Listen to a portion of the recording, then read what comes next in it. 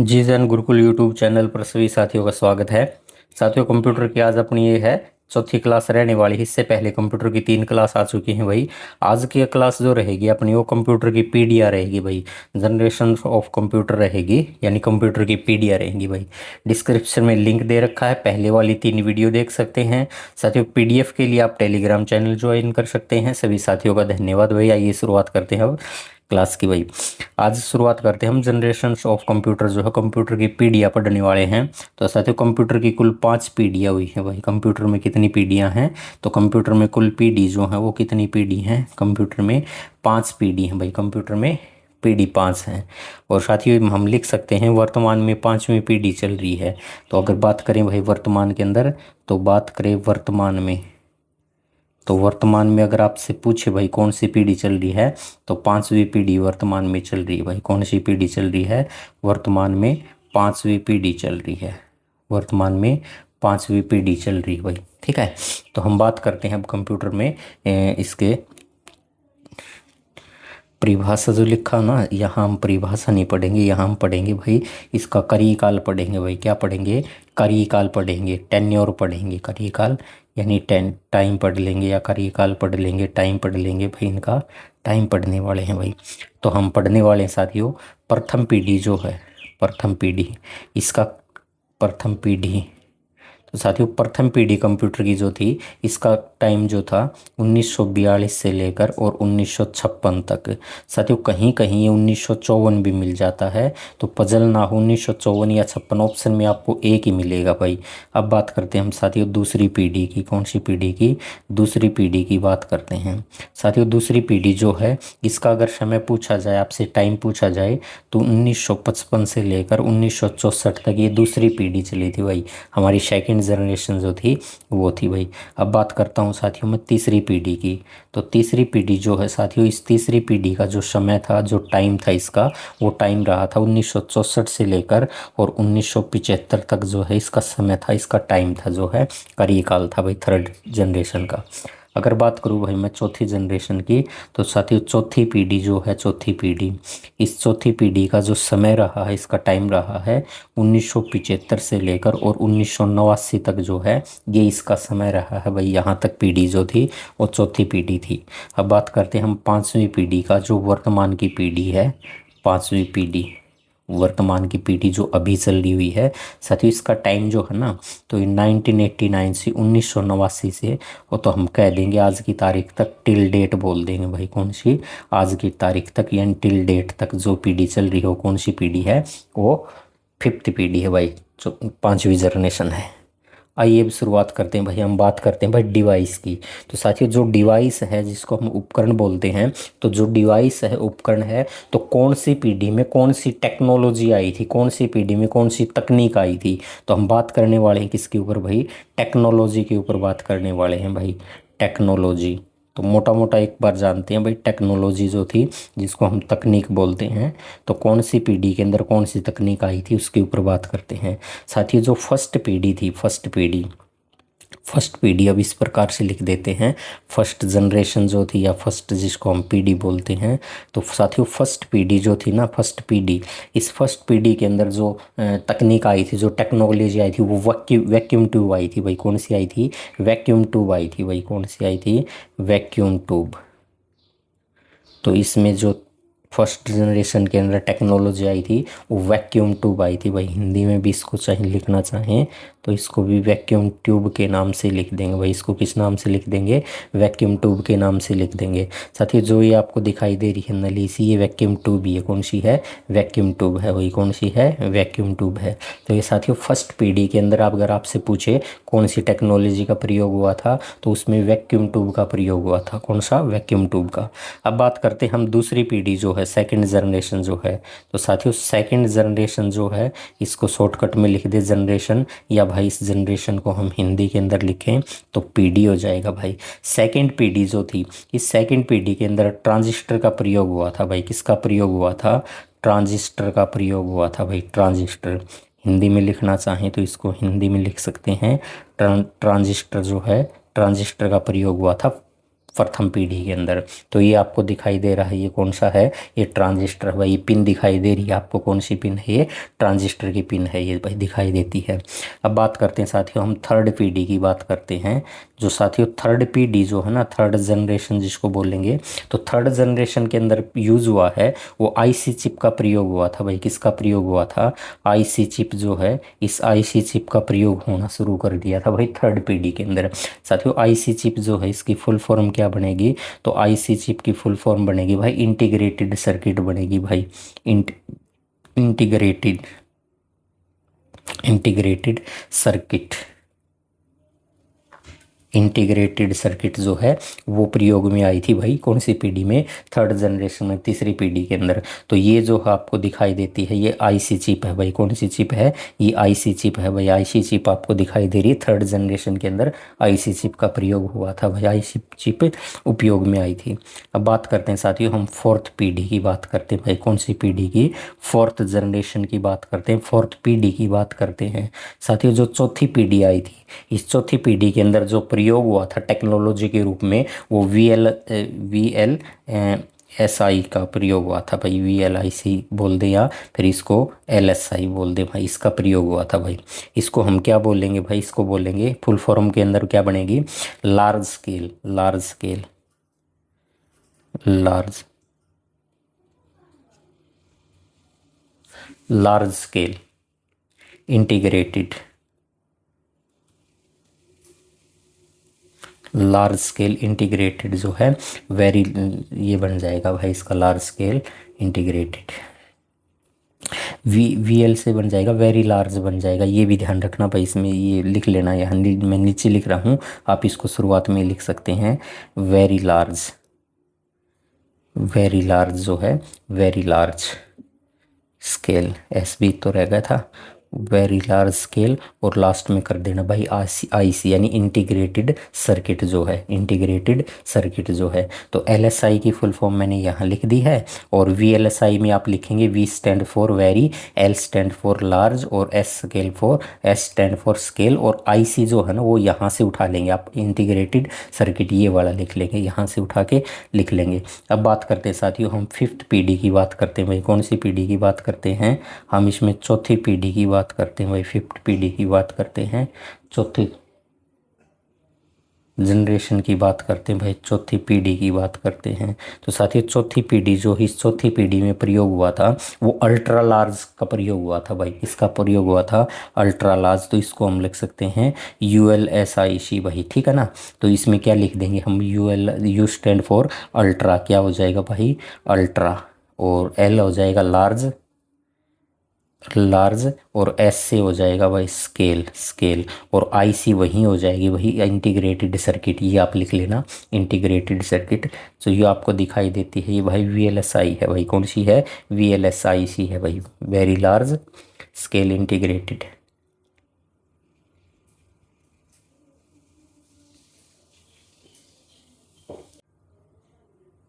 आइए अब हम भी पाँचों जनरेशन को पढ़ते हैं एक एक करके। तो पाँचों जनरेशन को पढ़ेंगे, इसके अंदर कौन सी टेक्नोलॉजी यूज हुई है, किस लैंग्वेज का यूज़ हुआ है, और सारी बातें जो है अब विस्तार से पढ़ेंगे भाई, एक एक करके विस्तार से पढ़ेंगे। साथियों फर्स्ट जनरेशन की बात करते हैं, यानी हम बात करते हैं भाई प्रथम पीढ़ी की। किसकी बात करते हैं, प्रथम पीढ़ी की बात करते हैं साथियों। तो प्रथम पीढ़ी जो है साथियों, इसका समय दोबारा लिख लेंगे, इसका टाइम जो है वो दोबारा लिख लेंगे, इसका कार्यकाल लिख लेंगे। तो 1942 से लेकर 1956 या 54, 1956 और 1954 हम दोनों लिख देंगे भाई, क्योंकि समय आपसे पूछा जाएगा 1942-54 मिलेगा ऑप्शन में, या 1942 से 1956 मिलेगा आपसे। तो ये प्रथम पीढ़ी थी भाई, कौन सी थी, प्रथम पीढ़ी थी। साथियों प्रथम पीढ़ी के अंदर जो तकनीक का यूज़ हुआ था, जिस टेक्नोलॉजी का यूज़ हुआ था वो कौन सी थी भाई, इसके अंदर टेक्नोलॉजी जो है, टेक्नोलॉजी, तो इसके अंदर जो टेक्नोलॉजी यूज हुई है प्रथम पीढ़ी के अंदर वो कौन सी थी, वो वैक्यूम ट्यूब थी भाई। क्या थी, वैक्यूम ट्यूब थी भाई, वैक्यूम ट्यूब। तो वो वैक्यूम ट्यूब का प्रयोग हुआ है भाई, पहली इसके अंदर किसका यूज हुआ है, वैक्यूम ट्यूब। फर्स्ट जनरेशन में वैक्यूम ट्यूब का प्रयोग हुआ है फर्स्ट जनरेशन में। साथियों जो वैक्यूम ट्यूब है इसको हम एक नाम से बोलते हैं, क्या बोलते हैं भाई, इसको वाल्व भी बोला जाता है भाई। क्या बोला जाता है, वाल्व भी बोला जाता है भाई, वाल्व भी इसको बोला जाता है, वाल्व भी बोला जाता है, इसको वाल्व भी बोला जाता है। नोट बना के लिख देंगे साथियों कि जो वैक्यूम ट्यूब है साथियों इसका आविष्कार पूछ लिया जाता है। तो वैक्यूम ट्यूब आप पूरा लिख लेना भाई, वी से वैक्यूम, ट्यू से ट्यूब। वैक्यूम ट्यूब का जो आविष्कार किया गया था भाई, वैक्यूम ट्यूब का जिस व्यक्ति ने आविष्कार किया था उस व्यक्ति का नाम था जॉन एम्ब्रोस फ्लेमिंग, जो था John Ambrose Fleming, John Ambrose, John Ambrose Fleming जो था इसने किया था भाई, किसका, वैक्यूम ट्यूब का आविष्कार किया था भाई, किसने किया था। और साथियों पूछे भाई कब किया था, तो भाई ये दोनों ही डेट मिलती है भाई, 1914 भी मिलता है, सॉरी 1904, 14 नहीं भी, 1904 या 1906 दोनों ही डेट मिलती है भाई। अलग अलग बुक्स के अंदर आपको मिल जाएंगी, 1906 भी मिल जाता है किसी बुक में, किसी में 1904 भी मिल जाता है। तो कब किया था भाई, 1904 या 1906 में किया था भाई। तो वैक्यूम ट्यूब का आविष्कार किसके द्वारा किया गया था, जॉन एम्ब्रोस फ्लेमिंग ने किया था, वैक्यूम ट्यूब का आविष्कार किया था भाई। अब बात करते हैं साथियों वैक्यूम ट्यूब जो है, इसमें वैक्यूम ट्यूब जो है इसमें सिग्नल जो होते हैं वो एम्पलीफाई व कंट्रोल करते हैं भाई, सिग्नल को क्या करने का काम करते हैं, कंट्रोल करने का काम करते हैं। तो वैक्यूम ट्यूब जो है ये इलेक्ट्रॉनिक सिग्नल, वैक्यूम ट्यूब जो है electronic signal, vacuum tube electronic signal को एम्पलीफाई, तो एम्पलीफाई करती है, वह उसको कंट्रोल करती है भाई, उसको क्या करती है, कंट्रोल करती है भाई, ऐसा लिखना, उसको एम्पलीफाई करती है, वो उसको कंट्रोल करती है भाई। अब बात करते हैं साथियों फर्स्ट लैंग्वेज जो जनरेशन थी इसमें किस लैंग्वेज का यूज हुआ था भाई, कौन सी लैंग्वेज इसमें प्रयोग में आई थी। तो फर्स्ट जो जनरेशन थी इसमें साथियों मशीन भाषा जो है, मशीन लैंग्वेज जो है, मशीन भाषा जो है, इस मशीन भाषा को उपयोग में लाया गया था भाई। मशीन भाषा के बारे में हम लिखना चाहें तो लिख सकते हैं साथियों, यह कंप्यूटर की सबसे पुरानी भाषा है भाई, यह कंप्यूटर की सबसे पुरानी भाषा है, कंप्यूटर की सबसे पुरानी भाषा है। तो कंप्यूटर की सबसे पुरानी भाषा अगर आपसे पूछा जाए तो कौन सी है, मशीन भाषा है। कौन सी भाषा है, मशीन भाषा है। साथियों मशीन भाषा के बारे में हम 2-3 पॉइंट बना के लिखेंगे कि मशीनी जो भाषा है ना, मशीनी भाषा, तो मशीनी भाषा को बाइनरी भाषा भी कहा जाता है भाई, इस भाषा को क्या बोला जाता है, बाइनरी भाषा भी बोला जाता है भाई। तो इस भाषा को क्या बोला जाता है, बाइनरी भाषा भी बोला जाता है भाई, बाइनरी भाषा भी इसको कहते हैं। तो इसको हम क्या कहते हैं, बाइनरी भाषा जो है वो भी इसको बोलते हैं। ब्रैकेट में चाहे आप लिख सकते हैं, बाइनरी भाषा जो है ना वो 0 और 1 की भाषा जो है वो बाइनरी भाषा है। 0-1 की भाषा कौन सी है, या बाइनरी भाषा जो है वो 0 और 1 में ही होती है, वही बाइनरी भाषा 0-1 में होती है। अब हम लिख सकते हैं मशीनी भाषा जो है, कंप्यूटर इसी को समझता है भाई, कंप्यूटर क्या है, मशीन भाषा जो है, मशीन भाषा। तो मशीन भाषा को कंप्यूटर क्या कर सकता है, समझ सकता है भाई, कंप्यूटर इसको क्या कर सकता है, समझ सकता है। तो कंप्यूटर समझता है भाई 0-1 की कोड के अंदर समझता है, 0-1 का कोड जो है वो मशीन भाषा है भाई। उसके बाद हम लिख सकते हैं मशीन भाषा जो है, मशीन भाषा ये पोर्टेबल नहीं है भाई। मशीन भाषा क्या है, मशीन भाषा पोर्टेबल नहीं है। पोर्टेबल जो है मशीन भाषा पोर्टेबल नहीं है भाई, पोर्टेबल मशीन भाषा क्या नहीं है, पोर्टेबल नहीं है। मशीन लैंग्वेज जो है ये पोर्टेबल नहीं है भाई, ये कह सकते हैं, इसके ब्रैकेट में लिख सकते हैं हम, यह मशीन पर निर्भर भाषा है भाई। क्या है, यह मशीन पर निर्भर भाषा है, यह मशीन पर निर्भर भाषा है भाई, यह मशीन पर निर्भर भाषा है, मशीन पर निर्भर भाषा कौन सी हो जाएगी भाई, ये मशीन पर निर्भर भाषा है, ऐसा ही बोल देंगे इस पे। साथियों इसके कुछ एग्जाम्पल हम बात करते हैं भाई, इसके जो उदाहरण है ना, इसके उदाहरण अगर बात करें तो इसके साथियों कुछ हम उदाहरण की बात करते हैं और उन उदाहरण को फिर हम बार बार पढ़ेंगे, विस्तार से पढ़ेंगे भाई। जैसे उदाहरण में मैं आपसे कह दूँ साथियों, इनिएक जो है ये इसके एग्जाम्पल में आ जाएगी। साथियों एग्जाम्पल के अंदर आ जाएगा एडिवेक जो है, एग्जाम्पल के अंदर आ जाएगा। साथियों समझ सकते हैं एडसेक जो है इसको बोल सकते हैं भाई, ये इसी का उदाहरण है। साथियों यूनिवैक जो है ये भी इसी का उदाहरण है। तो और ईटीसी जो है ये इसी के उदाहरण है भाई।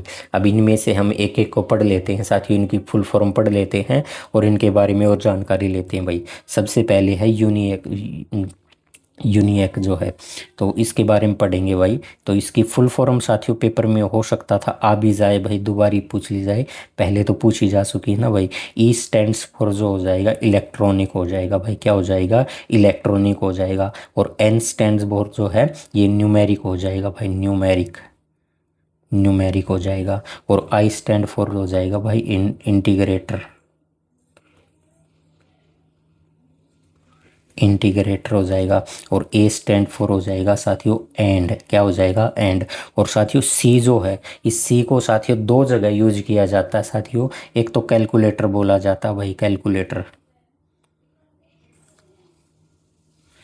कैलकुलेटर। और साथियों सी से ही मान लो कैलकुलेटर ना मिले ऑप्शन के अंदर तो हम कह सकते हैं भाई कंप्यूटर, क्या कह सकते हैं, कंप्यूटर। और साथियों अगर आप में से कई साथी ये कह दें भाई दोनों ऑप्शन में मिल जाए, तो अगर कंप्यूटर मिले तो पहले हम कंप्यूटर को करेंगे भाई, अगर कंप्यूटर ना मिले तो फिर कैलकुलेटर आ जाएगा भाई। अगर हम सीधी बात करें इलेक्ट्रॉनिक न्यूमेरिक जो है integrator and computer, first priority आपने कंप्यूटर को ही देनी है। अगर ये ऑप्शन में ना मिले तो कैलकुलेटर को देना है। और साथियों आप में से अगर कोई साथी ये कहना चाहे भाई दोनों ऑप्शन में मिल जाए, तो दोनों मिल जाए तो फिर आपने कंप्यूटर को इसको सही माना है। सी स्टैंड्स फॉर कंप्यूटर भाई, सी से कंप्यूटर बनेगा, फिर कैलकुलेटर हम नहीं मानेगा। साथियों इसका डिज़ाइन किसके द्वारा तैयार किया गया था, तो इसको डिज़ाइन किया गया था भाई, तो इसको डिज़ाइन जो किया गया था, डिज़ाइंड बाय लिख देंगे, तो डिज़ाइंड बाय लिख देंगे जॉन मोचली भाई, किसको लिख देंगे, जॉन मोचली को, जॉन MAUCHLY, जॉन मोचली। और साथियों इसी के साथ एक व्यक्ति और था, जॉन मोचली के साथ एक व्यक्ति और भी था जो जे प्रेस्पर एकर्ट, जॉन प्रेस्पर जो है एकर्ट जो है इसने किया था भाई। ये साथियों 1940 के दशक में जो है, 1940 का दशक याद रखना भाई, इस समय जब इसकी खोज की गई थी, इसको डिज़ाइन किया गया था, तो डिज़ाइन किया गया उस समय 1940 का दशक चल रहा था। साथियों ये दोनों नाम आप हिंदी में लिखना चाहें तो हिंदी में लिख सकते हैं, जॉन मोचली भाई, लिखना चाहें तो जॉन मोचली जो है इसको लिख लें, जॉन मोचली। और साथियों इसको लिखना चाहें जे तो हो जाएगा ना साथियों, सिंपल हो जाएगा जे, तो इस प्रकार लिख लें। और प्रेस पर जे प्रेस पर एकर्ट, जे प्रेस पर एकर्ट, तो इसने क्या किया था, इसको डिजाइन किया था, एनिएक को डिजाइन किया था भाई। आगे बात करते हैं साथियों, एडवेक की बात करते हैं, किसकी बात करते हैं, एडवेक की बात करते हैं साथियों। इसके बारे में अगर लिखा जाए भाई, ई स्टैंड्स फॉर तो हो जाएगा इलेक्ट्रॉनिक। और डी स्टैंड्स फॉर हो जाएगा भाई डिस्क्रीट, क्या हो जाएगा भाई, डिस्क्रीट हो जाएगा। और वी स्टैंड फॉर हो जाएगा वेरिएबल। और साथियों ए स्टैंड फॉर हो जाएगा ऑटोमेटिक। और सी स्टैंड फॉर हो जाएगा भाई कंप्यूटर, क्या हो जाएगा, कंप्यूटर हो जाएगा भाई, कंप्यूटर हो जाएगा। साथियों इसमें डिस्क्रीट का मतलब क्या है, डिस्क्रीट का मतलब हिंदी में लिखना चाहें तो हम लिख सकते हैं जो बदल जाए, क्या हो जाए, जो बदल जाए का मतलब चेंजेबल जी,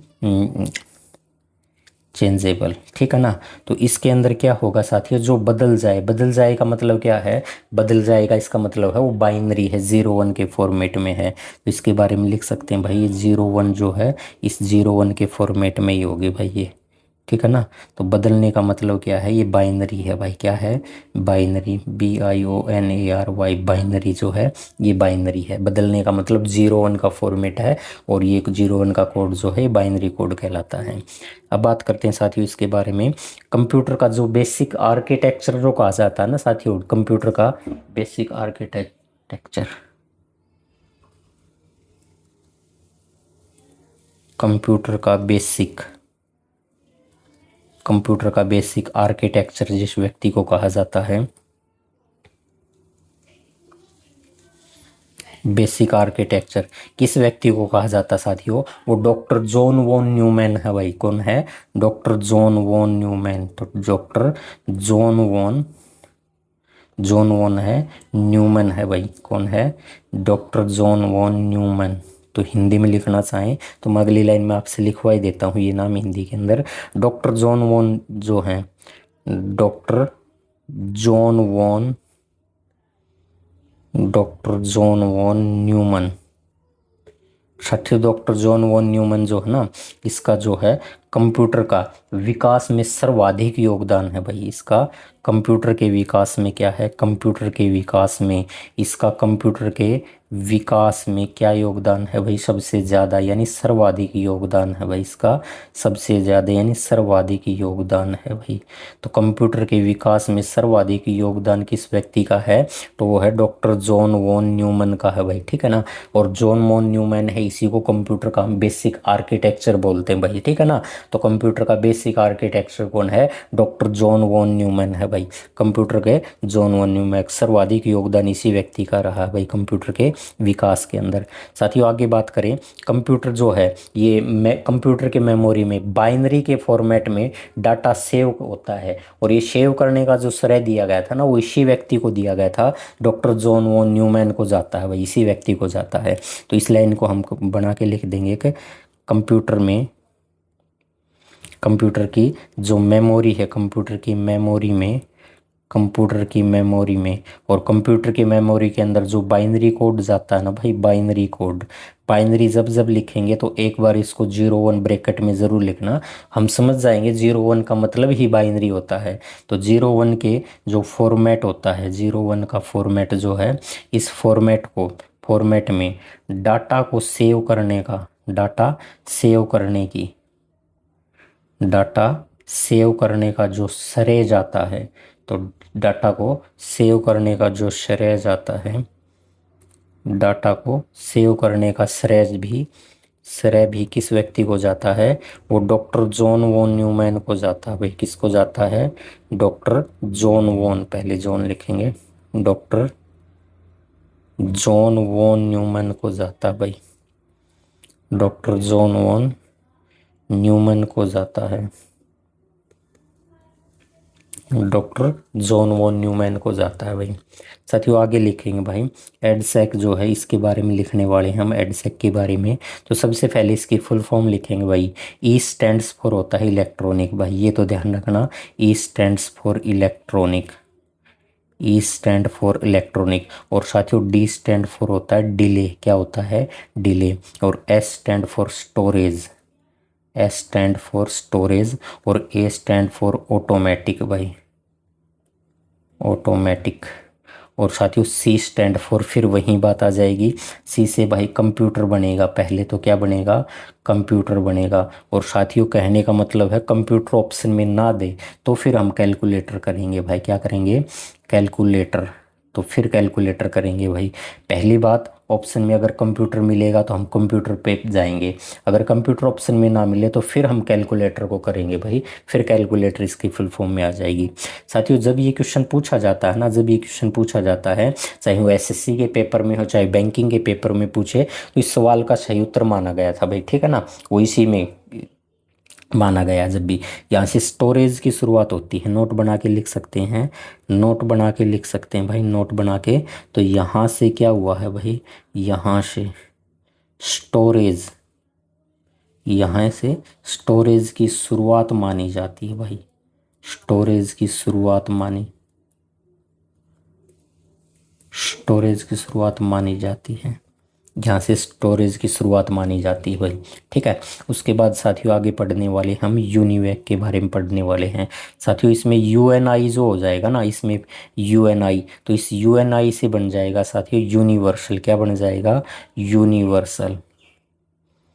यूनिवर्सल। और साथियों इसमें यूनिवर्सल, और इसमें बन जाएगा भाई ऑटोमेटिक। यूनिवर्सल ऑटोमेटिक कंप्यूटर बनेगा भाई, ऑटोमेटिक।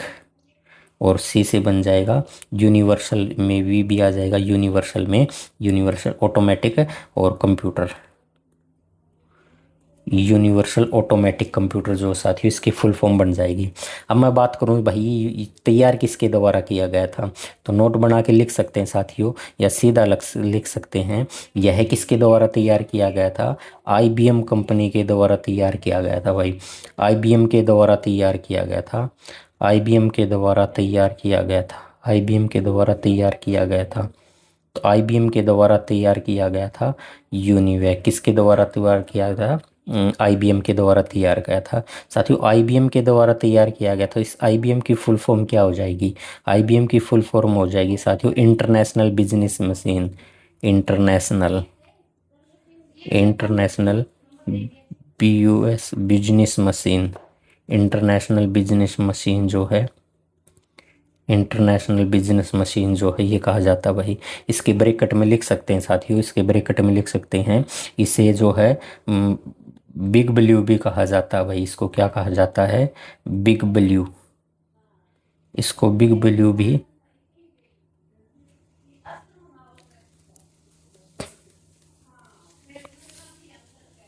इसे बिग ब्लू भी कहा जाता है। क्या कहा जाता है भाई इसको? इसको बिग ब्लू भी कहा जाता है। साथियों इसके बारे में कह सकते हैं यह व्यवसाय के उद्देश्य से तैयार दुनिया का पहला कंप्यूटर है।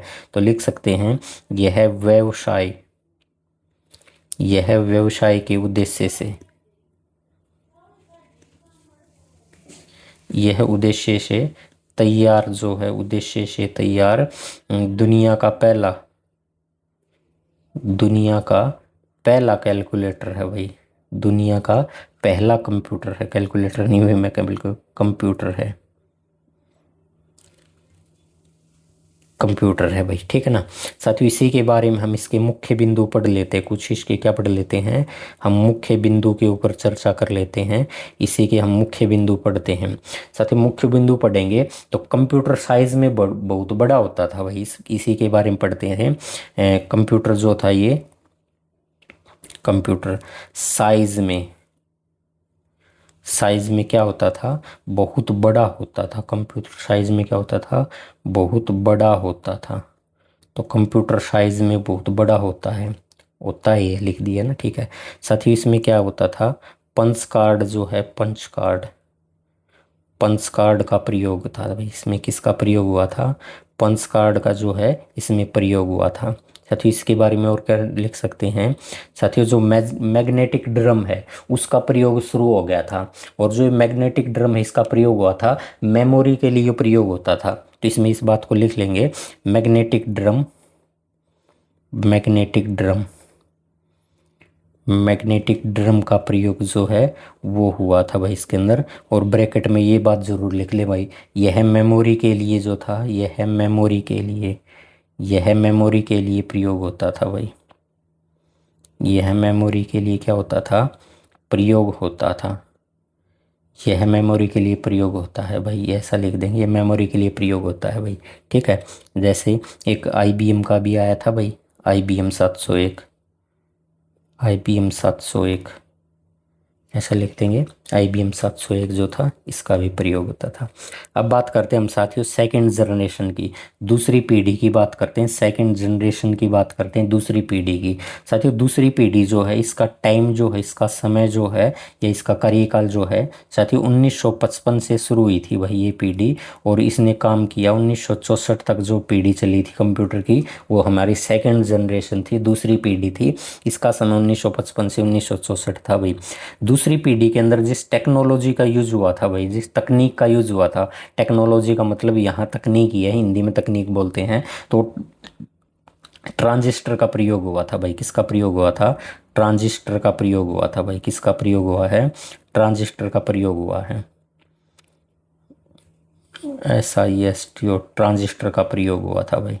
तो ट्रांजिस्टर का प्रयोग शुरू हुआ था, ट्रांजिस्टर का प्रयोग शुरू हुआ था भाई, इस बात का ध्यान रखना भाई। अब बात करते हैं साथियों, ट्रांजिस्टर जो है साथियों, इस ट्रांजिस्टर का आविष्कार किसके द्वारा किया गया था। तो हम बात करते हैं भाई इसका आविष्कार की बात करते हैं, जो इम्पोर्टेंट हो जाएगा भाई। इसका आविष्कार किसके द्वारा किया गया था। तो साथियों एक तो 1947 याद रखेंगे, 1947 में दो व्यक्ति थे, उनके द्वारा इसका क्या किया गया था, आविष्कार किया गया था। एक व्यक्ति जो है उसका नाम है भाई विलियम शोकले। क्या है, विलियम शोकले। विलियम जो है या विलियम शोकले, सी के शोकले, एक तो ये व्यक्ति था। और दूसरा व्यक्ति था, हिंदी में भी अगर भाई किसी साथी को दिक्कत है तो हिंदी में नाम लिख देंगे भाई उसके लिए, विलियम। तो वो क्या है, विलियम शोकले, विलियम शोकले ये था। दूसरा व्यक्ति जो था साथियों, इसमें दूसरे व्यक्ति जो था, उसका दूसरा व्यक्ति को यहाँ लिख देते हैं भाई, उसके सामने उसका हिंदी में नाम लिख देंगे। दूसरा व्यक्ति जॉन बार्डियन था भाई, उसका कौन कौन था, जॉन बार्डियन था। तो साथियों जॉन बार्डियन जो है ये लिख दिया पहले मैंने, जॉन बार्डियन। भाई कोई इंग्लिश में लिखना चाहे तो इसको लिख सकते हैं, जॉन बार्डियन, जॉन बार्डियन जो, ठीक है।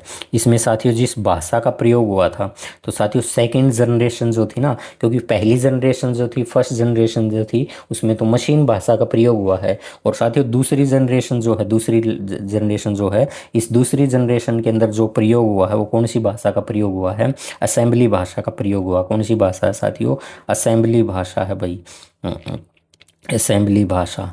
तो असेंबली भाषा का प्रयोग पूछेगा आपसे, या असेंबली लैंग्वेज,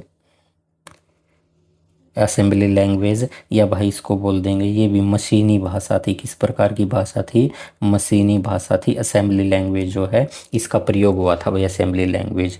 असेंबली लैंग्वेज जो है नोट बना के लिख देंगे भाई इसके बारे में। असेंबली की भाषा जो है साथियों, असेंबली भाषा जो है, असेंबली भाषा, तो असेंबली भाषा जो है इंग्लिश और जो है मशीन, इंग्लिश और मशीन भाषा, इंग्लिश और मशीन भाषा, ये इसको हिंदी इंग्लिश में लिख दे, मशीन भाषा। मशीन भाषा, भाषा का मतलब साथियों लैंग्वेज है, मशीन भाषा का ही मिला जुला रूप है भाई। क्या है, मिला जुला रूप है, मिला जुला रूप है, मिला जुला रूप है भाई। साथियों ये जो भाषा की शुरुआत हुई थी, इस भाषा के अंदर क्या होता था, इसमें अल्फ़ा न्यूमेरिक और निमोनिक्स कोड और सिंबॉलिक कोड का प्रयोग भी हुआ था भाई इसके अंदर।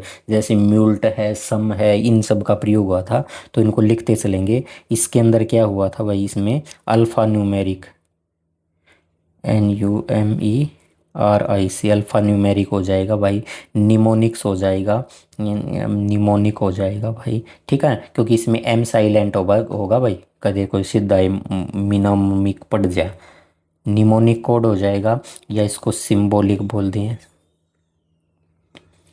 सिंबॉलिक कोड बोल दे भाई। सिंबॉलिक कोड जो है, सिंबॉलिक कोड का प्रयोग, सिंबॉलिक कोड का प्रयोग होता है, सिंबॉलिक कोड का प्रयोग होता है।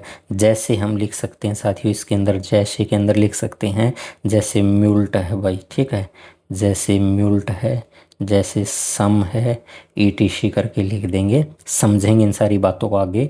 इसी के बारे में लिख सकते हैं भाई। इस भाषा का प्रयोग जो है ना वो किस में इस भाषा का प्रयोग मशीन भाषा में बदलने के लिए जो हुआ है, ट्रांजिस्टर का हुआ है, असेंबलर का प्रयोग हुआ है भाई। तो इसके अंदर लिख देंगे इस भाषा का प्रयोग, इस भाषा का, किसका, मशीन असेंबल का। इस भाषा का प्रयोग जो है, इस भाषा का प्रयोग मशीन भाषा, मशीन भाषा में बदलने के, में बदलने के लिए भाई ट्रांजिस्टर का यूज हुआ है भाई। क्योंकि इसमें टेक्नोलॉजी आई है, वो ट्रांजिस्टर आई है, तो इसमें यूज हुआ है, वो ट्रांजिस्टर का यूज हुआ है भाई। ट्रांजिस्टर का जो प्रयोग हुआ है, ट्रांजिस्टर का प्रयोग हुआ, कॉमा लगा के लिख देंगे भाई, असेंबलर का प्रयोग हुआ था भाई, असेंबलर का प्रयोग, ठीक है, असेंबलर का प्रयोग हुआ था। उम्मीद है ये सारी बात आपको समझ में आती होगी भाई। एग्जाम में यहाँ से भर भर के क्वेश्चन पूछे जाते हैं भाई, भर भर के क्वेश्चन आते हैं भाई इसके बारे में। अब हम बात कर लेते हैं साथियों इसके बारे में, आगे बात करते हैं। सेकंड जनरेशन जो है ना, इसमें क्या है, जो असेंबली भाषा है साथियों, जो असेंबली भाषा है, असेंबली भाषा, असेंबली असेंबली वापस करेंगे इसको, असेंबली भाषा, असेंबली भाषा। साथियों इस असेंबली भाषा जो है, इस असेंबली भाषा को यहाँ मैंने लिख दिया भाई मशीन भाषा। कौन सी भाषा लिख दी, मशीन भाषा। तो असेंबली भाषा जो है, इस असेंबली भाषा को कन्वर्ट करने के लिए हमें आवश्यकता पड़ी, वो किसकी पड़ी भाई, असेंबलर की आवश्यकता पड़ी भाई, असेंबलर की आवश्यकता पड़ी। इस असेंबलर ने क्या किया भाई, उसको कोड को मशीन भाषा के अंदर पहुँचाने का काम किया था भाई। तो इसको कह सकते हैं भाई किसकी प्रयोग हुआ, असेंबलर का प्रयोग हुआ। इस असेंबलर से फिर वो भाषा मशीन भाषा के अंदर पहुंची है। उदाहरण के लिए हम लिखना चाहें तो लिख सकते हैं साथियों, इसका एग्जाम्पल लिखना चाहें तो हम लिख सकते हैं, जैसे IBM जो है, जैसे इसका एग्जाम्पल लिखना चाहे तो IBM, IBM का 7030 वाला है भाई। IBM का ही एक और है, इसके उदाहरण जो हैं 7090 है, ये भी इसका उदाहरण है। साथियों हनीवेल 400 जो है वो भी इसका उदाहरण है भाई। हनीवेल, हनीवेल जो है वो 400 यानी हनीवेल 400 जिसको बोलते हैं, वो भी इसका उदाहरण है भाई। साथियों इसके मुख्य बिंदु की बात करते हैं साथियों। अब इसकी किस बात करते हैं, इसके दूसरी जनरेशन के मुख्य बिंदु की बात करते हैं साथियों। मुख्य बिंदु की बात करेंगे तो भाई मैग्नेटिक कोर जो है ना, मैग्नेटिक कोर का प्रयोग यहाँ से शुरू हुआ था भाई। किसका प्रयोग हुआ था, मैग्नेटिक, मैग्नेटिक कोर का प्रयोग हुआ था भाई। मैग्नेटिक कोर जो है ये मेमोरी के रूप में जानी जाती है, मेमोरी का प्रयोग शुरू हुआ था भाई, प्रयोग शुरू हुआ था, प्रयोग शुरू हुआ था। तो इसको भी ध्यान रखेंगे भाई, ठीक है। मैग्नेटिक कोर मेमोरी का प्रयोग शुरू हुआ भाई, उसके बारे में लिखेंगे भाई। कंप्यूटर का सबसे पहला ऑपरेटिंग सिस्टम जो था वो शुरू हुआ था, इसी समय से शुरू हुआ था भाई। तो लिख लेंगे कंप्यूटर का, कंप्यूटर का, कंप्यूटर का सबसे पहला, कंप्यूटर का सबसे पहला, तो कंप्यूटर का सबसे पहला जो ऑपरेटिंग सिस्टम है, और एक ऑपरेटिंग सिस्टम, ऑपरेटिंग सिस्टम जो था वो शुरू हुआ था भाई, उसकी शुरुआत हुई थी, ये कह सकते हैं वो शुरू हुआ था। साथियों जो ऑपरेटिंग सिस्टम है इसका मतलब हमें समझ में तो आना चाहिए। ऑपरेटिंग सिस्टम का मतलब है भाई batch operating system, batch operating system. तो ये कौन सा ऑपरेटिंग सिस्टम है, बैच ऑपरेटिंग सिस्टम। साथियों यहीं के बारे में लिख सकते हैं भाई, इसमें CDS जो है, CDS या CDC, CDC, CDC जो है इसकी फुल फॉर्म पूछी जाएगी हमसे भाई, कंट्रोल, कंट्रोल है डाटा ऑपरेशन, कॉरपोरेशन, C है ना, कॉरपोरेशन, कॉरपोरेशन। जैसे इसके ब्रैकेट में लिख सकते हैं कौन कौन से इसके वर्जन हुए हैं, तो CDC 3600 भी आया है भाई, CDC 1604 भी आया है भाई, CDC 1604 ये भी आया है भाई, इसी के वर्जन है। अब बात करते हैं साथियों हम थर्ड लैंग्वेज की, इसमें थर्ड जनरेशन की, लैंग्वेज नहीं, लैंग्वेज भी इसी के अंदर पढ़ेंगे क्योंकि हाई लेवल लैंग्वेज जो उसका प्रयोग हुआ था यहाँ से। तो थर्ड जनरेशन जो है, तीसरी पीढ़ी जो है साथियों, तीसरी पीढ़ी का जो समय है वो हमने लिख भी लिया था पहले भी, 1965 से भाई 1974 तक जो है वो कौन सी पीढ़ी का समय है, वो थर्ड जनरेशन का समय है, तीसरी पीढ़ी का समय है।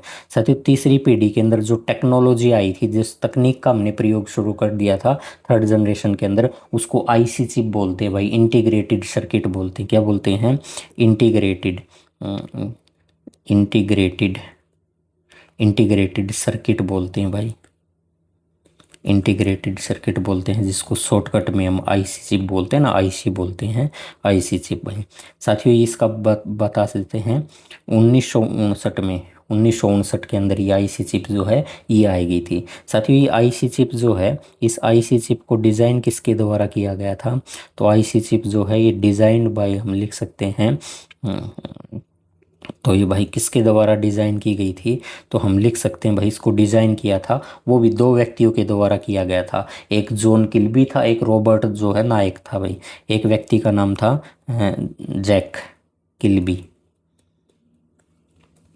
एक Jack Kilby. Jack Kilby Hindi में लिखना चाहें तो भाई यहाँ लिख सकते हैं Jack Kilby, Jack Kilby.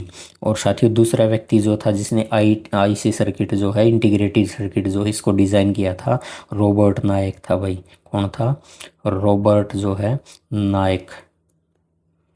Hindi में लिखना चाहें तो लिख सकते हैं भाई रॉबर्ट, रॉबर्ट नायक, रॉबर्ट नायक। तो इस व्यक्ति के द्वारा किया गया था भाई। ठीक है।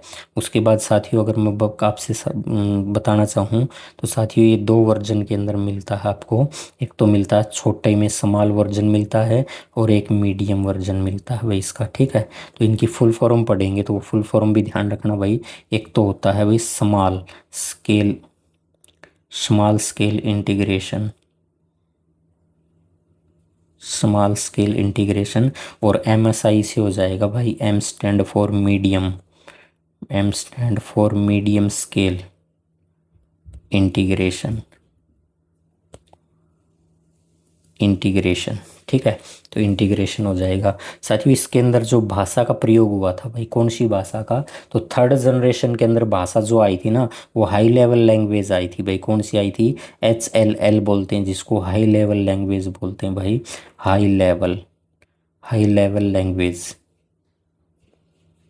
हाई लेवल लैंग्वेज बोलते हैं जिसको, या हिंदी में कहना चाहें तो उसको बोल सकते हैं उच्च स्तरीय भाषा। क्या बोल देंगे भाई? उच्च स्तरीय भाषा। तो उच्च स्तरीय भाषा जो है, हाई लेवल लैंग्वेज जो है, ये पूछेगा भाई कौन सी जनरेशन में आई थी? थर्ड जनरेशन के अंदर आई थी भाई उच्च स्तरीय भाषा। तो कौन सी? उच्च स्तरीय भाषा। साथियों कुछ एग्जाम्पल मैं आपसे यहाँ साझा करूँगा। जैसे भाई बोल दे बेसिक, तो बेसिक क्या है? उच्च स्तरीय भाषा है भाई बेसिक। और साथियों कोबोल के बारे में पूछेगा तो कोबोल भी क्या है? हाई लेवल लैंग्वेज है। साथियों फोर्ट्रॉन के बारे में पूछेगा, फोर्ट्रॉन, फोर्ट्रॉन, फोर्ट्रॉन बोल दे या फोर्ट्रॉन बोल दे भाई, वो कौन सी है? हाई लेवल लैंग्वेज है। साथियों इनकी फुल फॉर्म एग्जाम के अंदर पूछी जा सकती है भाई। बेसिक जो है साथियों इसकी फुल फॉर्म आ जाएगी भाई बिगनर्स, बिगनर्स जो है। ऑल पर्पज जो है beginners, all purpose, purpose, all purpose. Symbolic, symbolic, BO आएगा पहले भाई, सिंबॉलिक। इंस्ट्रक्शंस, इंस्ट्रक्शन जो है और सी हो जाएगा भाई, कोड हो जाएगा भाई। ठीक है। उसके बाद साथियों हम बात करते हैं कोबोल की। तो कोबोल जो है साथियों, ये कोबोल जो है, कोबोल के बारे में लिखें तो इसकी फुल फॉर्म लिख देंगे भाई common business oriented language, business oriented, oriented language जो है, ओरिएंटेड लैंग्वेज। साथियों फोर्ट्रॉन के बारे में फुल फॉर्म अगर पूछे तो फॉर्मूला ट्रांजैक्शन भाई। तो इसकी फुल फॉर्म क्या बनेगी? फॉर्मूला ट्रांजैक्शंस,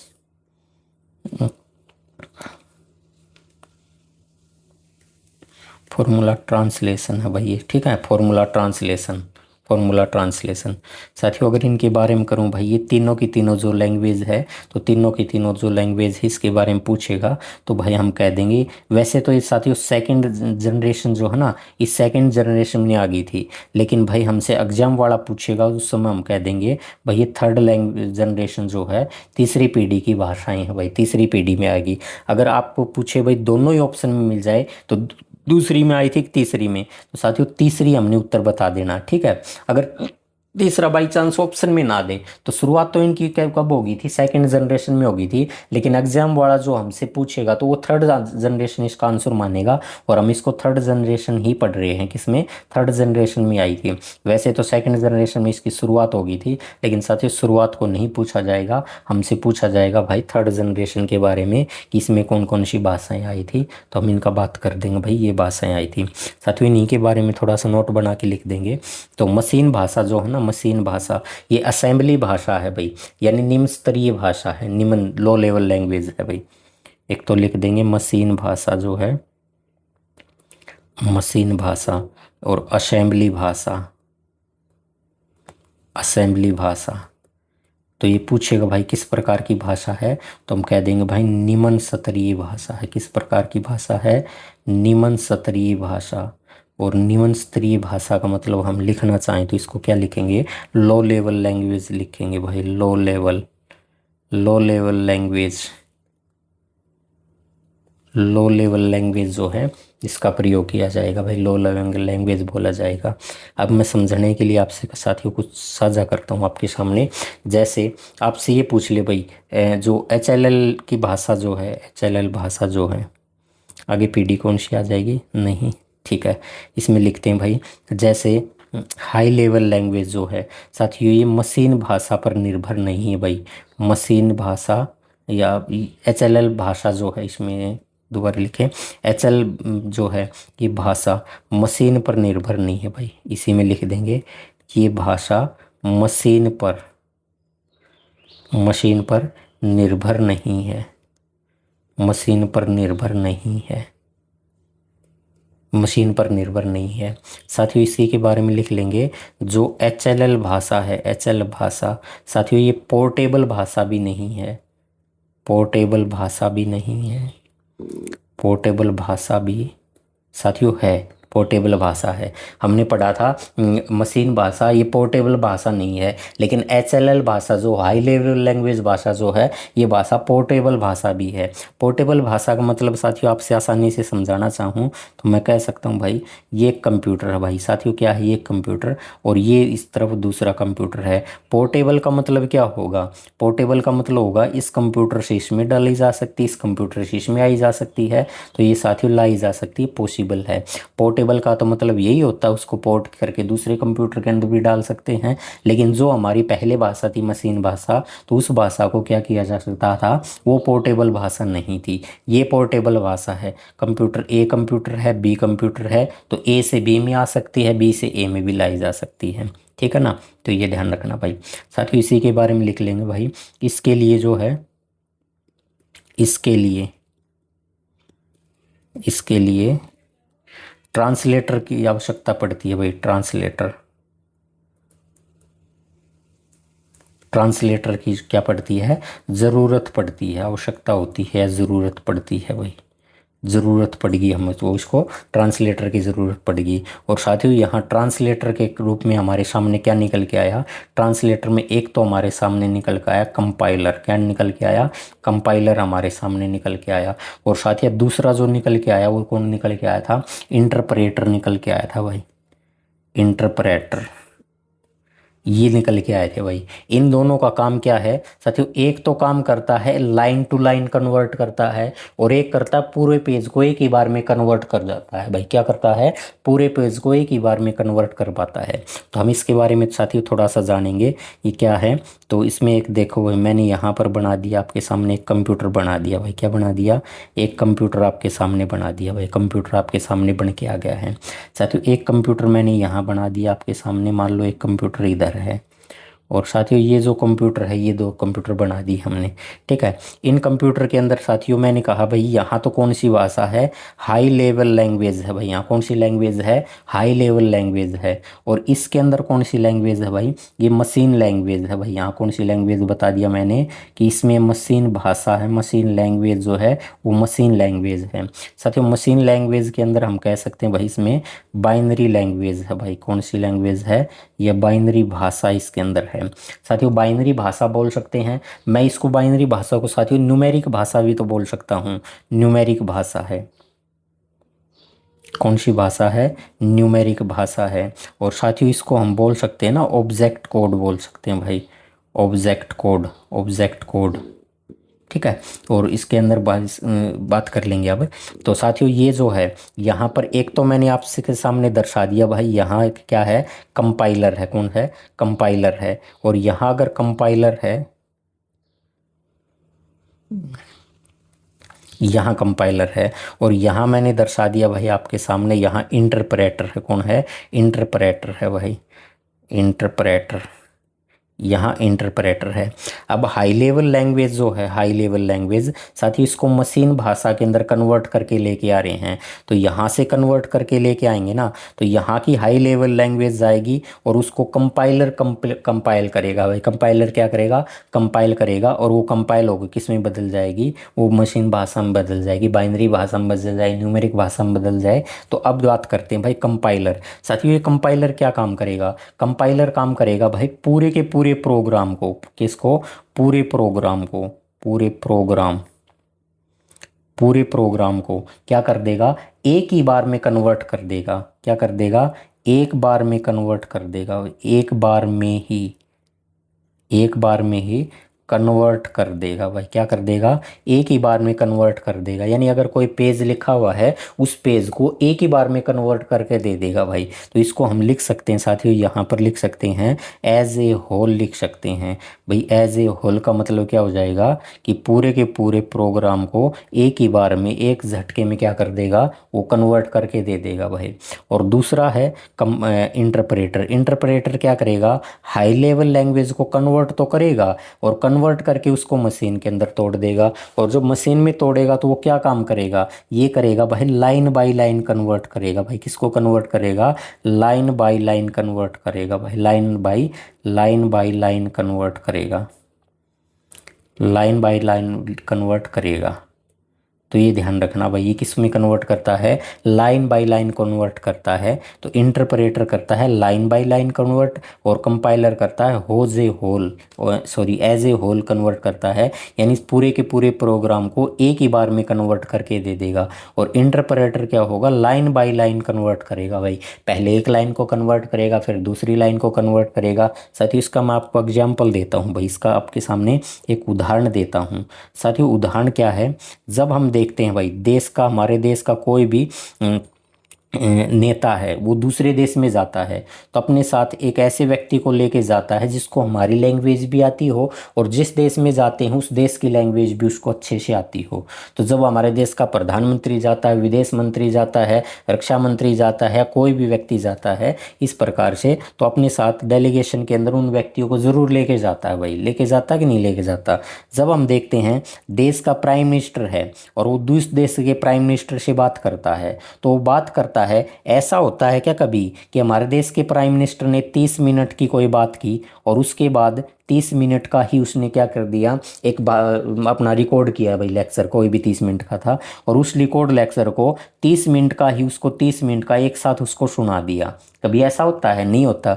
रैली होती है जब नेताओं की, तो हो सकता था उत्तर भारत का कोई नेता है, साउथ के अंदर रैली करने जाता है, तो हो सकता था उसको वो लैंग्वेज नहीं भी आती होगी, वहाँ की लोकल लैंग्वेज, और लोकल लैंग्वेज नहीं आती होगी, फिर उसको कन्वर्ट की आवश्यकता पड़ती होगी। तो क्या होता है, देश का प्रधानमंत्री जाएगा दूसरे देश के प्राइम मिनिस्टर या प्रेसिडेंट से, जब वो बात करेगा पहले एक लाइन बोलेगा, फिर वो कन्वर्टर उस एक लाइन को कन्वर्ट करके उसके पास बोलेगा कि जी ऐसा कह रहा है, फिर यहाँ से वो उसका बात का रिप्लाई करेगा, फिर वो कन्वर्टर इधर बैठा होगा, वो कन्वर्ट करके इसको यहाँ से पहुँचाएगा। तो इस प्रकार लाइन बाय लाइन कन्वर्ट करने का काम करता वो इंटरप्रेटर करता है, इंटरप्रेटर करता है। अगर किसी रैली के अंदर मान लो नेता चले गए और नेता ने भाषण दिया 20 मिनट का, और 20 मिनट का भाषण देके फिर कंपाइल अगर करेगा तो एक ही बार में कंपाइल कर लेगा।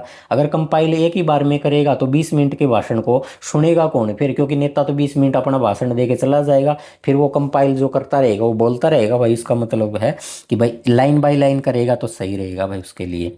तो साथियों ये है भाई कंपाइलर का और इंटरप्रेटर। कंपाइलर एक ही बार में पूरे प्रोग्राम को कन्वर्ट कर देगा एक ही बार के अंदर, और इंटरप्रेटर क्या होगा, उसको लाइन बाय लाइन कन्वर्ट करेगा भाई।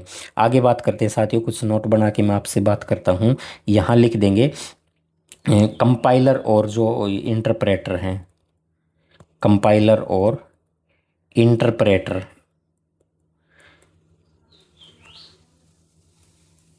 इंटरप्रेटर साथियों ये दोनों के दोनों क्या हैं, दोनों सॉफ्टवेयर हैं भाई। दोनों ही क्या हैं, दोनों ही सॉफ्टवेयर हैं भाई। दोनों ही क्या हैं, दोनों ही सॉफ्टवेयर हैं भाई। दोनों के दोनों सॉफ्टवेयर हैं। उदाहरण के लिए हम बात कर ले भाई, उदाहरण के लिए एग्जाम्पल में बात करेंगे तो हम बात करेंगे भाई PDP 8 या 08 की, PDP 08 की बात करेंगे। साथियों हम बात करने वाले हैं हनीवेल की, हनीवेल और इस बार हनीवेल हम लेंगे वो 6000 यानी 6000। फिर हम बात करेंगे भाई आई बी एम 360। फिर हम बात करेंगे भाई IBM 370। ठीक है, तो ये किस प्रकार के हैं भाई, ये उदाहरण है, ये थर्ड जनरेशन के उदाहरण है भाई, थर्ड जनरेशन के। फिर हम कह सकते हैं भाई CDC जो है ये 6600 कह सकते हैं भाई। तो इसके बारे में लिख ले भाई, यह दुनिया का सबसे पहला सुपर कंप्यूटर माना जाता है भाई, इसके बारे में लिख ले। यह दुनिया का सबसे पहला सुपर कंप्यूटर, दुनिया का सबसे पहला सुपर कंप्यूटर माना जाता है, सबसे पहला सुपर कंप्यूटर माना जाता है भाई। ठीक है ना साथियों, इसके बारे में मुख्य बिंदु पढ़ लेंगे, इसमें मुख्य बिंदु पढ़ लेंगे, ऑपरेटिंग सिस्टम जो है, ऑपरेटिंग सिस्टम में मल्टी प्रोग्रामिंग और मल्टी टास्किंग शुरू हो गई थी भाई इसी समय से। ऑपरेटिंग सिस्टम में मल्टी प्रोग्रामिंग कह सकते हैं भाई,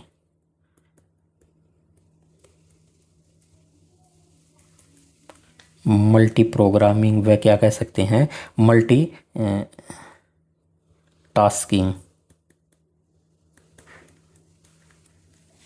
मल्टीटास्किंग शुरू हो गई थी भाई।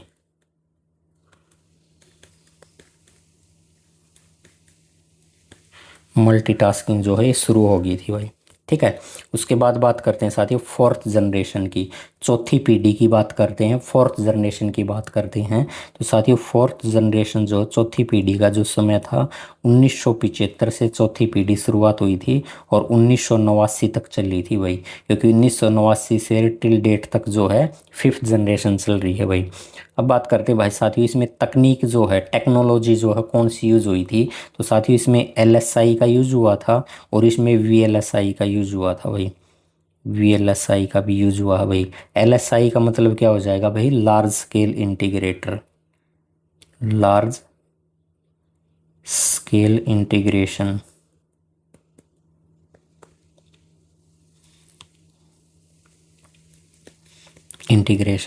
और VLSI का मतलब हो जाएगा भाई वेरी लार्ज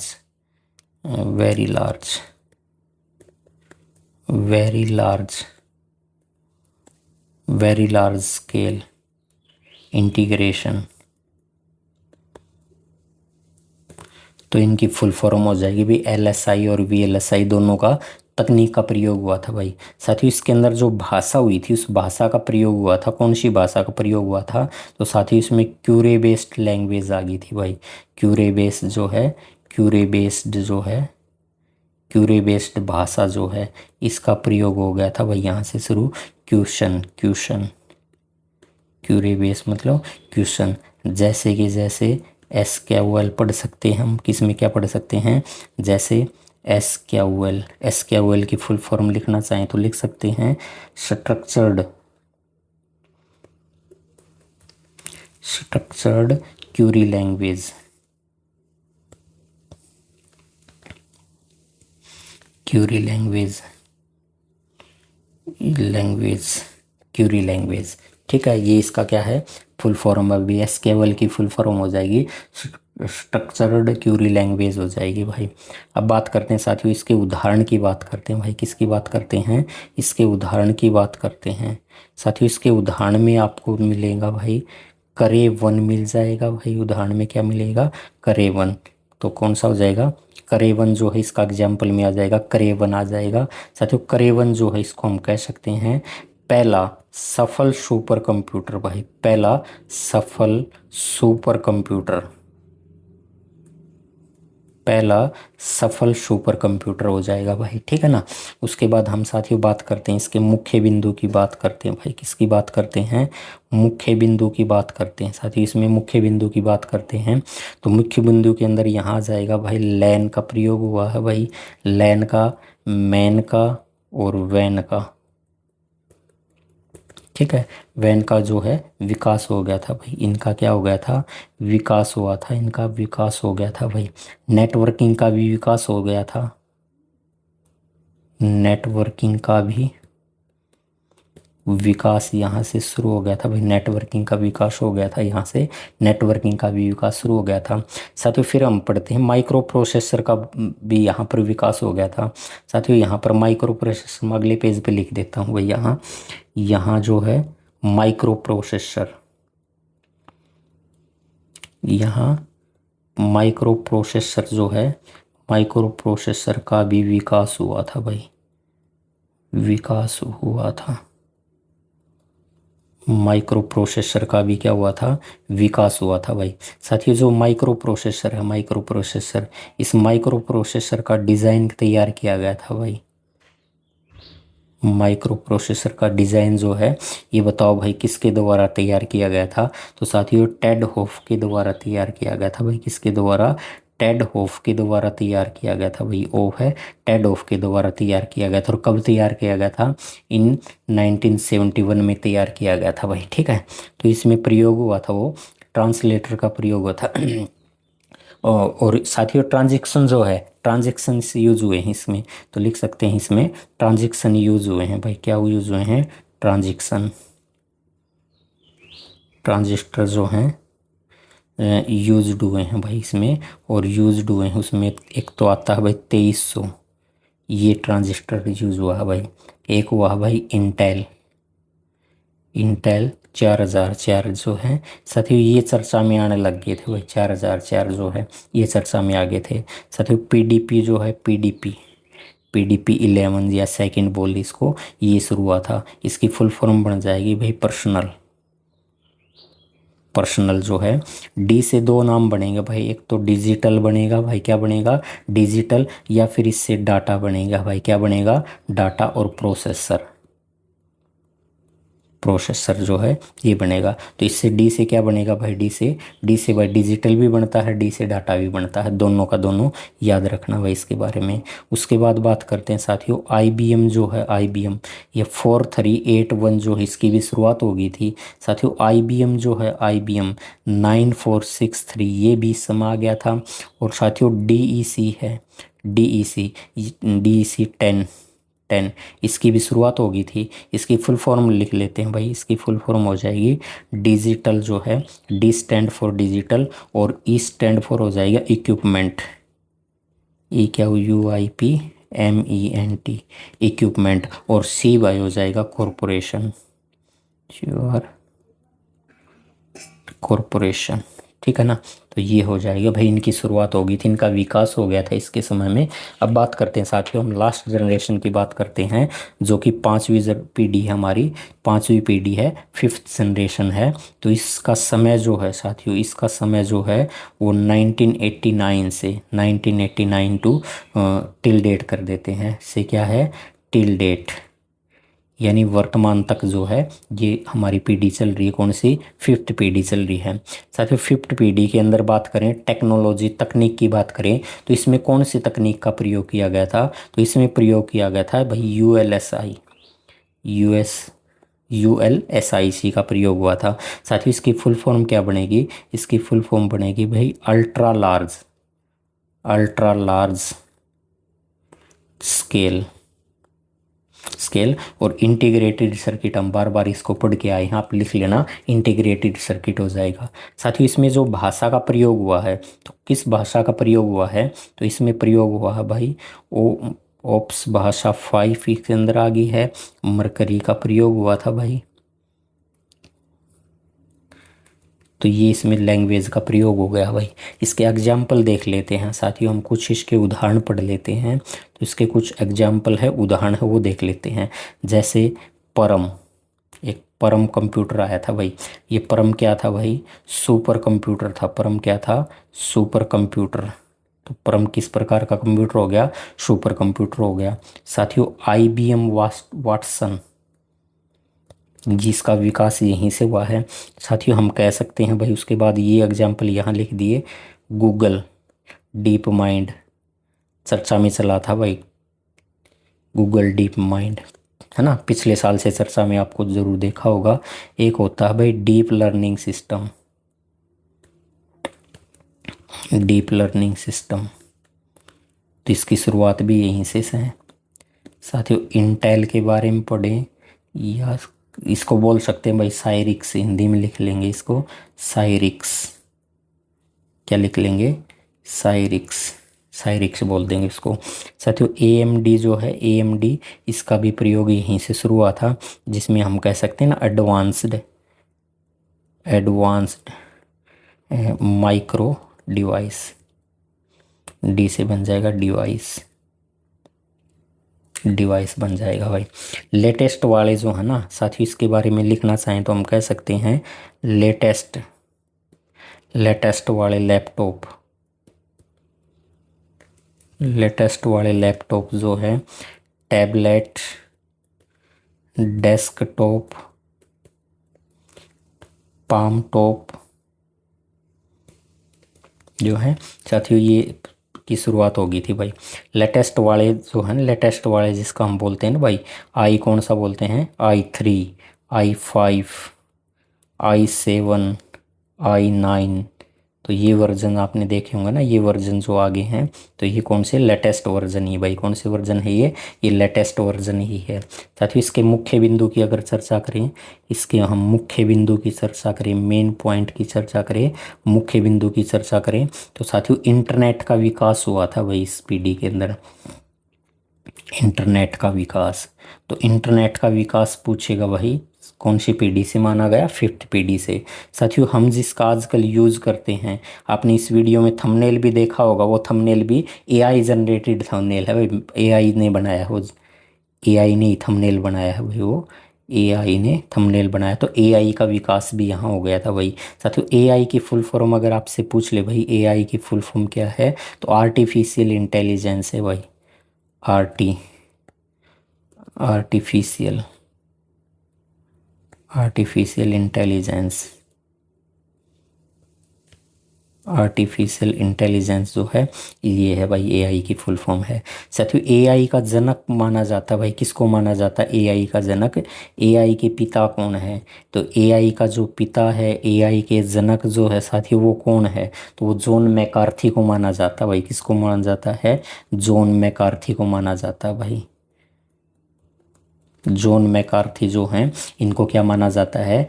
AI का जनक माना जाता है, जॉन मैकार्थी। तो जॉन मैकार्थी को क्या माना जाता है भाई? AI का जनक माना जाता है। साथियों तो हम बात करें लैपटॉप, लैपटॉप व जो डेस्कटॉप होते हैं, या डेस्कटॉप का विकास जो है वो भी भाई 5th जनरेशन से है भाई। इंटरनेट का विकास पूछेगा आपसे, आप कह देंगे भाई 5th जनरेशन से है भाई, ठीक है, तो 5th जनरेशन से है। AI का विकास कह देगा भाई 5th जनरेशन जो अभी चल रही है, 5th जनरेशन। डेस्कटॉप का पूछेगा आपसे कौन सी जनरेशन का, तो ये भी 5th जनरेशन बता देंगे हम। तो ठीक है, इतनी सारी बातें इसमें है। तो सभी साथियों का भाई बहुत बहुत धन्यवाद भाई, सभी साथियों का बहुत बहुत धन्यवाद भाई, आप सभी का बहुत बहुत धन्यवाद। PDF आपको मिल जाएगी भाई, टेलीग्राम को आप ज्वाइन कर ले, टेलीग्राम को आप जो है ज्वाइन कर लेना भाई, टेलीग्राम को। धन्यवाद सभी साथियों का।